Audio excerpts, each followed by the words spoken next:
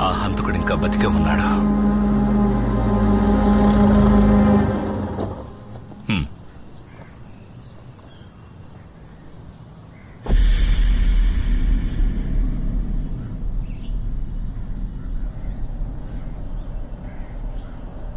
హుబేదా Ahmed jail నుంచి బయటకు వచ్చిన తర్వాత ఎవరూ పనివ్వలేదు.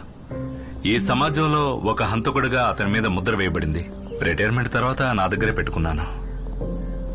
ఈ సంఘటనలన్నీ మా ఇద్దరిని కలిపేశాం. ఎప్పుడూ అంతులేని తీరని అన్వేషణలో.